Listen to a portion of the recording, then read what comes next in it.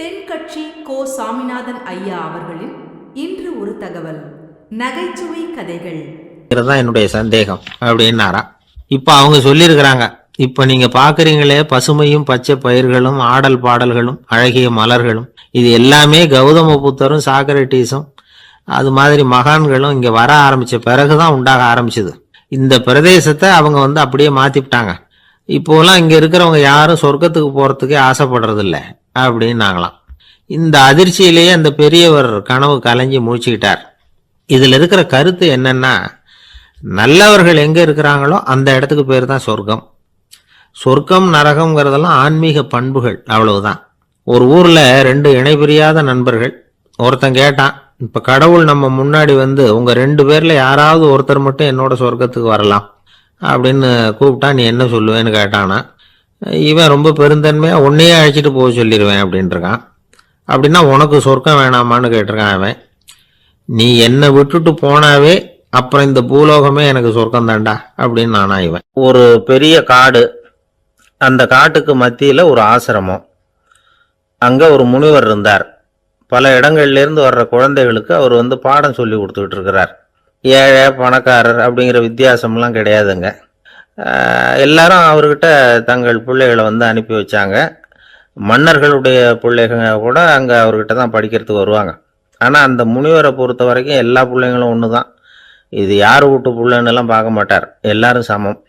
மாணவர்கள்லாம் அங்கேயே மாத கணக்கில் வருஷ கணக்கில் தங்கி இருந்து பாடம் கற்றுக்கிட்டு போகிறது வழக்கம்.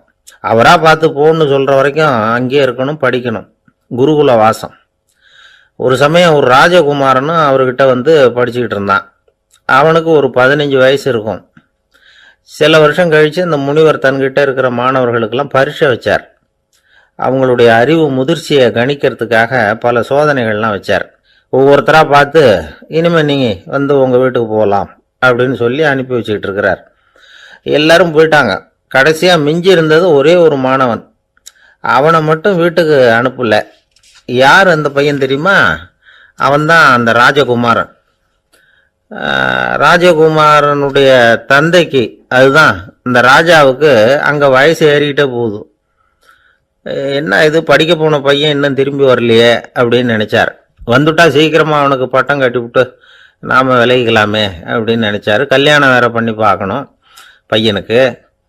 ஆனால் பையன் வர்ற வழியை காணும். ராஜா பார்த்தார். சரி, நேர்லேயே போய் என்னன்னு தெரிஞ்சுட்டு வந்துடுவோம் அப்படின்னு காட்டுக்கு புறப்பட்டார். அங்கே போய் முனிவரை பார்த்தார். முனிவர் இவரை அன்பாக வரவேற்று உட்கார வச்சார். அதுக்கப்புறம் ராஜா மெதுவா, எல்லாரையும் வீட்டுக்கு அனுப்பி வச்சுட்டிங்களாமே, ஏன் பிள்ளைய மட்டும் அப்படின்னு சொல்லி மெதுவாக இழுத்தார். முனிவர் இதுக்கு உடனே பதில் சொல்லலை. ராஜாவை கூப்பிட்டுட்டு போய் விருந்தினர் குடிசையில் தங்க வச்சார். அதுக்கப்புறம் சொன்னார், உங்கள் மகன் எல்லா பாடங்கள்லையும் முதலிடம் வாங்கியிருக்கான். இப்படி முதலாவதாக வர்ற மாணவனுக்கு நாங்கள் இன்னொரு தேர்வு வைக்கிறது வழக்கம். அதுலேயும் அவன் முதலாவதாக வந்துட்டான்னா அவன் ஒரு பெரிய வித்வான் அப்படிங்கிற கௌரவத்தை அடைஞ்சிருவான் அப்படின்னார். அதாவது முனிவர் அப்படி சொல்கிறார். அப்படி சொல்லிவிட்டு போயிட்டார் அவர். ராஜா அங்கேயே தங்கிட்டார். ராத்திரி படுத்து தூங்கினார். காலையில் எழுந்திரிச்சு அந்த குடிசைக்கு வெளியில் வந்தார் பல்லு விளக்கிறதுக்காக. அந்த சமயத்தில் தூரத்தில் ஒருத்தன் ஒரு கையில் கோடாலியை வச்சுக்கிட்டு தலையில் ஒரு பெரிய விறகு கட்டை சுமந்துக்கிட்டு வந்துக்கிட்டு இருக்கிறது மாதிரி தெரிஞ்சது. யாராவது விறகு வெட்டியாக இருக்கும் அப்படின்னு நினைச்சார் ராஜா. கிட்ட வந்ததும் உத்து பார்க்குறாரு. பார்த்தா அது தன்னோட புள்ள. திகைச்சு போயிட்டார். என்ன இது, ஒரு ராஜகுமாரனை கூட இது மாதிரி வேலையெல்லாம் செய்ய சொல்கிறாங்களே அப்படின்னு நினைச்சார். ராஜகுமாரன் விறகு கட்டை கொண்டுகிட்டு போய் கொல்லை பக்கம் வச்சான். அந்த சமயம் முனிவர் அங்கே வந்தார். என்ன மகனே, விறகு வெட்டிட்டு வந்துட்டியா? சரி, இப்போ ஒரு துடைப்பத்தை எடுத்துக்கோ, விருந்தினர் குடிசையின் வாசல் பக்கத்தை கூட்டி பெருக்கி சுத்தம் பண்ணு போ அப்படின்னார். அப்படியே செய்கிறேன் குருவே அப்படின்னு சொல்லிவிட்டு போனான். சுத்தம் பண்ண ஆரம்பிச்சிட்டான். ராஜா பார்த்தார் இதை. உடனே ஓடியாந்தார். மகனே, என்ன காரியம் பண்ணுற? துடைப்பத்தை கீழே போடுனார். இப்போ அந்த ராஜகுமாரன் சொல்கிறான், தந்தையே, இது என்னுடைய குருதேவரோட உத்தரவு. இங்கே நான் ஒரு மாணவன். இங்கே அரசனும் ஒன்று தான், ஆண்டியும் ஒன்று தான். குருதேவர் சொல்கிறத மறுக்காமல் செய்கிறது தான் எங்கள் கடமை அப்படின்னா. இந்த சமயம் முனிவர் அங்கே வந்தார். இவனை முதுகில் தட்டி கொடுத்தார். அப்புறம் ராஜா கிட்ட சொன்னார், அரசே, உங்கள் புள்ள எங்கள் கடைசி தேர்வுலேயும் வெற்றி பெற்றுட்டான். பணிவு தான் மாணவர்களின் மிக உயர்ந்த குணம். குருநாதர் சொல்றது மனசுக்கு பிடிக்கலன்னா கூட மறுக்காம செய்யணும். அப்படி செய்யறதுனால எதை செய்யலாம் எதை செய்யக்கூடாது அப்படிங்கிற விவேகம் அவங்களுக்கு வந்துடும். செய்யக்கூடாததை கூட பெரியவங்க சொல்லிவிட்டா செஞ்சுதான் ஆகணும் அப்படிங்கிற பணிவு அவங்களுக்கு வந்துடும். இந்த குணம் வந்துட்டுதுன்னா அவங்க எத்தனை கடினமான வேலையா இருந்தா கூட ரொம்ப சுலபமா செஞ்சு முடிச்சிருவாங்க. தூக்கத்திலேயும் அப்புறம் துக்கத்திலேயும் தோண்டு போட மாட்டாங்க. இந்த பணிவும் விவேகமும் அவங்க கிட்ட மன உறுதியை ஏற்படுத்தும். அந்த உறுதி உங்க பையனுக்கு வந்தாச்சு. இனிமே அவனை நீங்க அழைச்சிட்டு போகலாம். அவன் நிச்சயமா பேரும் புகழும் பெறுவான் அப்படின்னாரு. ராஜா அவரை பார்த்து, குருதேவா புரிஞ்சுக்கிட்டேன், என்னை மன்னிக்கணும் அப்படின்னாரு. அதுக்கப்புறம் மகனை அழைச்சிக்கிட்டு நாட்டுக்கு திரும்பி வந்துட்டார். இந்த கதையை இன்று ஒரு தகவலில் சொல்லுங்க சார், உங்கள் நிகழ்ச்சியில் சொல்லுங்க சார் அப்படின்னு சொல்லி மாணவர்கள் கேட்டால் பணிவாக இருக்கிறது எப்படி அப்படிங்கிறத புரிஞ்சுக்குவாங்க அப்படின்னு சொன்னார் ஒருத்தர். சரி சொல்லுவோம், அதுக்கு முன்னாடி நேர்லேயே ஒரு பையன்கிட்ட சொல்லி பார்க்கலாமே அப்படின்னு தோணுச்சு. உடனே ஒரு பையனை கூப்பிட்டோம். ஏன்பா உங்கள் வாத்தியார் உனக்கு இது மாதிரி ஒரு பரீட்சை வச்சா என்ன பண்ணுவேன் அப்படின்னு கேட்டோம். நானும் அப்படி தான் சார் நடந்துக்குவேன், விறகு வெட்டுவேன், தொடப்பத்தினால கூட்டி சுத்தம் பண்ணுவேன், உடனே செஞ்சு முடிச்சிருவேன் சார் அப்படின்னா. பலே பரவாயில்லையே அப்படின்னோம்.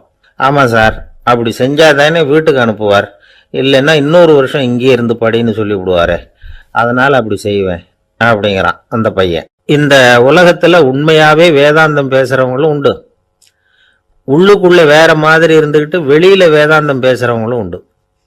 ஒரு ஆள் இருந்தார். அவரு ஒரு கடை வச்சு வியாபாரம் பண்ணிக்கிட்டு இருந்தார். மகா கஞ்சன், யாருக்கும் எந்த உதவியும் செய்ய மாட்டார். எச்சில் கையென்ன ஈர கையை கூட உதற மாட்டார். அப்படிப்பட்ட மனுஷன். அந்த ஊருக்கு ஒரு முனிவர் வந்துகிட்டு இருந்தார். வருஷத்துக்கு ஒரு தடவை வருவார். ஒரு நாள் 2 நாள் இருப்பார், அப்புறம் போயிடுவார். அந்த முனிவர் வர்றப்போலாம் இந்த ஆள் எழுந்திரிச்சு ஓடி போய் அவரை வரவேற்பான். ரொம்ப பெரிய வேதாந்தி மாதிரி அவர்கிட்ட பேசிக்கிட்டு இருப்பான். காயமே இது பொய், வெறும் காற்றடைத்த பையும்மா, தர்மம் தலைகாக்கும்மா. பணம் என்ன சார் பணம், இன்னைக்கு ஒருத்தன் கையில் இருக்கும், நாளைக்கு ஒருத்தன் கையில் இருக்கும், எல்லாம் மாயம். எனக்கு தான் இன்னமும் இந்த சம்சார பந்தத்திலிருந்து விடுபடுறதுக்கு நேரம் வரலேம்மா. அந்த முனிவரும் இந்த ஆள் இப்படி சொல்றதை கேட்ட உடனே, ஏப்பா அப்படி சொல்ற, இப்போ கூட நீ சரின்னு சொல்லு, உனக்கு தீட்சை கொடுத்து இதுல இருந்து விடுபடுற ஞானத்தை போதிக்கிறேன் பார். உடனே அந்த ஆள் என்ன சொல்லுவான் தெரியுமா? ஐயோ சாமி, இப்போ அது எப்படிங்க முடியும், பிள்ளைங்கள்லாம் சின்ன சிறுசுங்க, அதுகளுக்கெல்லாம் ஒரு கல்யாணம் காட்சின்னு செஞ்சு கடமையை முடிச்சுட்டா நீங்கள் சொல்கிறபடி செஞ்சு விடலாமா. சரி, இன்னும் முனிவர் போயிடுவார். அடுத்த வருஷம் வருவார். இவன் வழக்கம் போல் வேதாந்தம் பேசுவான். சரி தீட்சை கொடுக்குறேன் வா அம்பார். பேரம்பேத்தியை பார்க்கணும், கோர்ட்டில் கேஸ் ஒன்று இருக்குது, அது முடியணும் அப்படின்னு தயங்க ஆரம்பிச்சிருவான். எல்லாம் சொல்லுவான், ஆனால் குடிக்கிறதுக்கு தண்ணி கூட கொடுக்க மாட்டான். ரொம்ப வருஷம் கழித்து மறுபடியும் ஒரு நாள் அந்த ஊருக்கு முனிவர் வந்தார். இவன் கடைக்கு வந்தார். அப்புறம் அங்கே கல்லாவில் நம்ம ஆள் இல்லை, அவன் புள்ள தான் உட்காந்துருக்கிறான். அப்பாவை போலவே புள்ளையும் எழுந்திரிச்சு ஓடியாந்து முனிவரை வரவேற்றான். அப்பா எங்கன்னு விசாரிச்சார் முனிவர். ஐயோ அதை ஏன் கேட்குறீங்க சாமி, உங்ககிட்ட தீட்சை வாங்கி இந்த சம்சார பந்தத்திலேருந்து விடுதலை பெறணும்னு சொல்லிக்கிட்டே இருப்பார், அது நிறைவேறாமலே போய் சேர்ந்துட்டார். போன மாதம் ஒரு நாள் திடீர்னு நெஞ்சு வலிக்குதுன்னார், அவ்வளவுதான் போட்டுன்னு போயிட்டார் அப்படின்னு புலம்புனான் பையன். இதை கேட்டதும் முனிவர் சிரிச்சாரான். அவன் எங்கடா போவான், உன் அப்பா எங்கேயும் போகல, இதோ வாழை ஆட்டிக்கிட்டு உங்க தெருவில் நடந்து போயிட்டு இருந்தான், ரொம்ப நல்லவன். எதிரில் ஒருத்தர் சைக்கிளில் வந்துக்கிட்டு இருந்தான், அதில் மோதி இவன் கீழே விழுந்துட்டான். சைக்கிள்காரன் உடனே இறங்கி இவனை தூக்கி விட்டான். இவன் எழுந்திரிச்சு அவனை முறைச்சி பார்த்தான். அப்படி பார்க்காதீங்க சார், நீங்கள் ரொம்ப புண்ணியம் பண்ணியிருக்கீங்க, அதுதான் இப்போ வந்து சைக்கிளில் மோதிக்கிட்டீங்க அப்படின்றான். என்ன அப்படி சொல்கிறேன் நான், இவன் 10 நிமிஷத்துக்கு முன்னாடி நான் லாரி ஓட்டிட்டு வந்தேன், அப்போ நீங்கள் எதிரில் வந்திருந்தீங்கன்னா என்ன ஆயிருக்கும். எனக்கு அதிர்ஷ்டமே இல்லை சார் அப்படின்னாரு ஒருத்தர். ஏன் அப்படி சொல்றீங்கன்னு கேட்டோம்.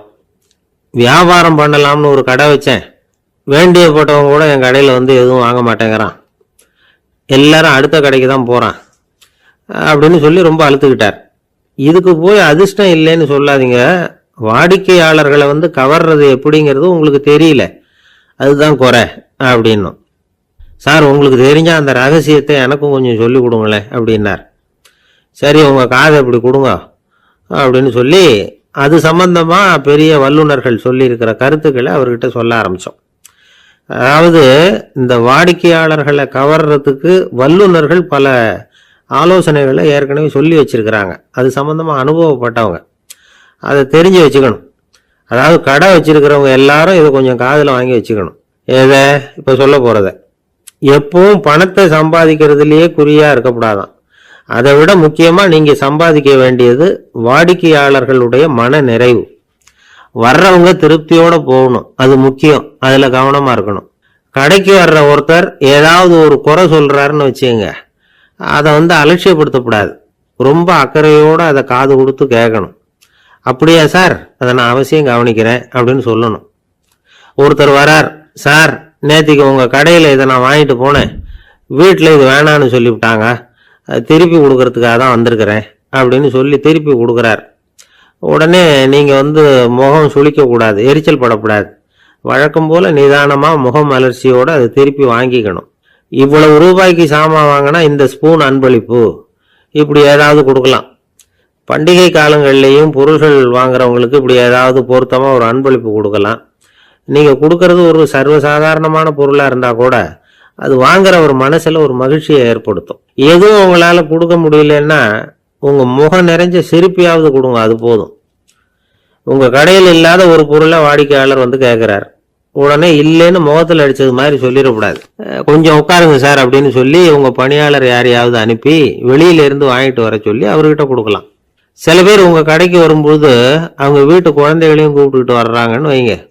நீங்கள் என்ன செய்யணும்னா அந்த குழந்தைகளை முதல்ல கவனிக்கணும். அது கன்னத்தை கிள்ளணும், அதுக்கிட்ட விளையாடணும், அதுக்கு ஏதாவது மிட்டாய் பிஸ்கட் எதாவது கொடுத்து அது கவனத்தை கவரணும். அதுக்கப்புறம் பெரியவங்களை கவனிக்கலாம். உங்கள் கடையில் வேலை செய்கிற பணியாளர்கள் சுத்தமாக இருக்கணும், சிரித்த முகம், சுறுசுறுப்பு, இது ரெண்டும் அவங்களுக்கு தேவை. அழுது வடிஞ்சிக்கிட்டு இருக்கக்கூடாது. அப்புறம் இன்னொரு விஷயம், அதிகமாக பொருள் வாங்குற ஒருத்தர்கிட்ட அதிக மரியாதையாகவும் குறைச்சலாக பொருள் வாங்குறவர்கிட்ட வேறு விதமாகவும் நடந்துக்கக்கூடாது. எல்லாருக்கிட்டையும் சமமாக நடந்துக்கணும். 5 ரூபாய்க்கு வாங்கினாலும் சரி, 500 ரூபாய்க்கு வாங்கினாலும் சரி, அவங்கக்கிட்ட நீங்கள் காட்டுற மரியாதையில் வித்தியாசம் இருக்கக்கூடாது. எல்லாத்துக்கும் மேலே உங்கள் கடையில் ஒரு பொருள் வாங்கினா அது உண்மையானதாக இருக்கும், தரமுள்ளதாக இருக்கும் அப்படிங்கிற நினைப்பு ஜனங்களுக்கு வரணும். அதனால் தரமான பொருளையே நீங்கள் உங்கள் கடையில் வச்சுருக்கணும். இது வரைக்கும் நான் சொன்னதையெல்லாம் கவனத்தில் வச்சுக்கிட்டு நீங்கள் கடையை ஆரம்பிச்சிங்கன்னா வியாபாரம் பிச்சுக்கிட்டு போகும். அப்படி போகலன்னா அதுக்கப்புறம் கேளுங்க. ஏன்னா இந்த யோசனைகள்லாம் அனுபவப்பட்டவங்க சொல்லியிருக்கிற யோசனைகள். இந்த யோசனைகளில் நீங்கள் எச்சரிக்கையாக இருக்க வேண்டிய ஒரு விஷயம் உண்டு. அது என்னங்கிறதையும் தெரிஞ்சு வச்சுக்கிறது நல்லது. என்னுடைய நண்பர் ஒருத்தர் வந்தார். சார், உங்கள் யோசனையை கேட்டதுனால நான் ஒரு அறை வாங்கினது தான் மிச்சம்னார். என்ன ஆச்சுன்னு கேட்டேன். எங்கள் கடைக்கு ஒரு பெரிய அம்மா குழந்தைய தூக்கிட்டு வந்தாங்க சார். உங்கள் யோசனைப்படி அந்த குழந்தையோட கன்னத்தை கிள்ளணும்னு முயற்சி பண்ணினேன். திடீர்னு அந்த நேரம் பார்த்து அந்த குழந்தை தலையை குனிஞ்சிக்கிட்டுது. என் கையை குழந்தையோட கன்னத்துக்கு பதிலாக அது தூக்கிட்டு வந்தவங்க கன்னத்தை கிள்ளிவிட்டுது. அதுதான் அப்படி ஆயிட்டுது அப்படின்னார். கன்னத்தை தடவி. ஒரு ராஜா இருந்தார். அவர் அடிக்கடி காட்டுக்கு வேட்டையாடலடியிலே இருந்துகிட்டு இருக்கான் பார் அப்படின்னு சொல்லி அங்கே நின்றுக்கிட்டு இருந்த ஒரு நாயை சுட்டி காட்டினாராம். என்ன சாமி சொல்கிறீங்க அப்படின்னு ஆச்சரியமாக கேட்டிருக்கான் பையன். உடனே முனிவர் அந்த நாயோட தலையில் ஒரு தட்டு தட்டி பேசுகிறா அப்படின்னாராம். உடனே அந்த நாய் வேதாந்தம் பேச ஆரம்பிச்சுட்டு தான். காயமே இது போய் வெறும் காற்றடைத்த பைய அப்படின்னு தான். முனிவர் சொன்னார், அடே இப்போவும் ஒன்றும் கெட்டு போகல, நீ விரும்புனா சொல்லு, உனக்கு தீட்சை கொடுத்து என் பின்னாடியே அழைச்சிட்டு போயிடுறேன், அங்கே அழைச்சிட்டு போய் உனக்கு ஞானத்தை போதிக்கிறேன், வர்றியா அப்படின்னு கேட்டிருக்காரு. உடனே அந்த நாய் சொல்லிச்சான், ஐயோ அதை ஏன் கேட்குறீங்க சாமி, நான் உண்ணாமல் தின்னாமல் ஏராளமான சொத்து சேர்த்து வச்சுட்டேன். என் பிள்ளைங்க அதோட பெருமை தெரியாமல் ராத்திரி நேரம்லாம் கதவை திறந்து போட்டுட்டு தூங்கிடுவாங்க. அதனால் இப்படி நாயாக பிறந்து ராத்திரி பகலாக சுற்றி சுற்றி காவல் காத்துக்கிட்டு கிடக்கிறேன். இப்போ எப்படி சாமி வர முடியும் அப்படின்னு கேட்டுதான். அறியாமையிலேயே சுகம் கண்டு இப்படி இருக்கிற ஆளுங்களுக்கு எப்படி விடுதலை கிடைக்கும், எப்போ விடுதலை கிடைக்கும் அப்படின்னு கேட்குறார் தசாவதானி, திருக்குறள் பேர் ராமையா. அவர் கேட்குறது நியாயம் தானே. இந்த காலத்து பையன் ஒருத்தன் அப்பா கிட்ட சொன்னான், அப்பா இன்னைக்கு நான் 1 ரூபா மிச்சப்படுத்தி விட்டேன் அப்படின்னு. நானும் அப்படியா, என்னடா பண்ணேன்னு கேட்டிருக்கார் அப்பா. டவுன் பஸ்ஸில் ஏறாமல் அது பின்னாடி. என்ன அப்படி சொல்கிறேன்னு நான் இவன் 10 நிமிஷத்துக்கு முன்னாடி நான் லாரி ஓட்டிகிட்டு வந்தேன், அப்போ நீங்கள் எதிரில் வந்திருந்தீங்கன்னா என்ன ஆயிருக்கும் அப்படின்னு நானும். அவன் ஒரு பெரிய தத்துவ சிந்தனையாளர் இருந்தார், சுவாங்சு அப்படின்னு பேர். அவருடைய மனைவி ஒரு நாள் திடீர்னு காலமாயிட்டாங்க. ஐயோ பாவம், அவர் ரொம்ப வருத்தப்படுவார், போய் ஆறுதலாக 4 வார்த்தை பேசிவிட்டு வரலாம் அப்படின்னு நினச்சிக்கிட்டு நிறைய பேர் அவரை தேடிட்டு வந்தாங்களாம். வந்தவங்களுக்கு ஆச்சரியம், ஏன்னா இவர் வருத்தப்பட்டுக்கிட்டு இருப்பார் அப்படின்னு தானே எதிர்பார்த்தாங்க. அப்படி இல்லை, தாளம் போட்டுக்கிட்டு உட்காந்துருக்கிறார். தாளத்துக்கு தகுந்த மாதிரி பாட்டு வேறு பாடிக்கிட்டு இருக்கிறார். என்ன மனுஷன் அவர், கொஞ்சம் கூட கவலை இல்லாமல் இப்படி இருக்கிறாரு அப்படின்னு நினச்சாங்க. ஒருத்தர் துணிஞ்சு அவர்கிட்ட கேட்டுவிட்டார், என்னங்க இது இப்படி அப்படின்னு. அதுக்கு அவர் என்ன சொன்னார் தெரியுமா? இதை பாருங்கள், என்னுடைய மனைவி பிறக்கிறதுக்கு முன்னாடி அவளுக்கு உயிரும் கிடையாது, உடலும் கிடையாது. அதுக்கு பிறகு தான் உயிர் வந்தது, உடல் வந்தது, அந்த உருவம் வந்தது. இப்போ என்ன ஆச்சு? அந்த உருவமும் உயிரும் போயிட்டுது, அவ்வளவுதானே. வந்தது போயிட்டுது. இளவேனில் காலம், இலையுதிர் காலம், பனிக்காலம், இப்படி பருவங்கள் மாறி மாறி வருது இல்லையா? அது மாதிரி பிறப்பும் இறப்பும் மாறி மாறி வருது. இது இயற்கை. இதுக்காக அழுதா அது எப்படி அப்படின்னாராம்.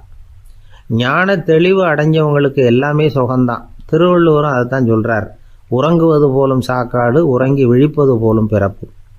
தூங்கிறதுக்கெல்லாம் நாம் வருத்தப்பட்டுக்கிட்ட இருக்கிறோமா? இன்றைக்கி தூங்க வேண்டியிருக்குதே, இன்னும் கொஞ்சம் நேரத்தில் நான் தூங்க வேண்டியிருக்கு அப்படின்னு சொல்லி யாராவது அழுதுகிட்டு இருப்பாங்களா? அதனால் இந்த உலக வாழ்க்கையினுடைய இயல்பை யதார்த்தத்தை நாம் தெளிவாக புரிஞ்சுக்கணும். அப்படி புரிஞ்சுக்கிட்டால் நாம் கவலை இல்லாமல் வாழ முடியும். ஒரு வயசான தாத்தா பாட்டி 60 வருஷத்துக்கு முன்னாடி அவங்களுக்கு கல்யாணம் ஆச்சு. ஒன்றாவே வாழ்ந்தாங்க, ஒன்றாவே இறந்து போனாங்க. இப்போ அவங்க 2 பேரும் சொர்க்கத்துக்கு போய் சேர்ந்தாங்க. அங்கே எல்லா வசதியும் இருந்தது. ஒரு பெரிய பங்களாவே இவங்களுக்கு ஒதுக்கி கொடுத்தாங்களாம். இதுக்கு எவ்வளவு வாடகைன்னு கேட்டார் தாத்தா. வாடகையெல்லாம் கிடையாது, இலவசம் அப்படின்னார் அங்கே இருந்தவர். அந்த வீட்டுக்கு பின்னாடி ஒரு பெரிய புல்வெளி இருந்தது. இதில் விளையாட ஏதாவது கட்டணம் உண்டான்னு கேட்டிருக்கார் தாத்தா. அதெல்லாம் ஒன்றும் கிடையாது, பணம்லாம் கட்ட வேண்டியதில்லை அப்படின்னார் அவர். பக்கத்தில் ஹோட்டல் மாதிரி ஒரு பெரிய கட்டடம், உள்ள சாப்பாட்டு மேஜைகள், அது மேலே விதவிதமான பலகாரங்கள். சாப்பாட்டுக்கெல்லாம் எவ்வளவு அப்படின்னு விசாரித்தாராம் தாத்தா. அதுதான் சொன்னேனே, இங்கே எல்லாமே இலவசம்தான். எது வேணும்னாலும் சாப்பிட்லாம், எவ்வளவு வேணும்னாலும் சாப்பிட்லாம் அப்படின்னாராம். நீங்கள் சொல்கிறீங்க அப்படி, ஆனால் நான் சர்க்கரை சேர்த்துக்கக்கூடாது, உப்பு சேர்த்துக்கக்கூடாது, பாட்டி கையால் எப்பவும் பத்திய சாப்பாடு தான் அப்படின்னாராம் தாத்தா. இதை பாருங்கள், இங்கே உங்களுக்கு அந்த கவலையும் வேண்டியதில்லை. இங்கே நீங்கள் ஸ்வீட்டு சாப்பிட்லாம், காரம் சாப்பிட்லாம், உங்களுக்கு எந்த நோயும் வராது அப்படின்னாராம் அங்கே சொர்க்கத்தில் இருந்தவர். இதை கேட்ட உடனே அந்த தாத்தா பக்கத்தில் நின்ன பாட்டியை பார்த்து கத்தினாராம், அடி பாவி, எல்லாத்தையும் கெடுத்துட்டியே, நீ எனக்கு பத்திய சாப்பாடு போடாமல் கண்டதை திங்க விட்டுருந்தா 10 வருஷத்துக்கு முன்னாடியே நான் இங்கே சேர்ந்துருப்பேனே அப்படின்னாராம். இன்று ஒரு தகவல். நகைச்சுவை கதைகளை கேட்டு ரசித்தமைக்கு நன்றி.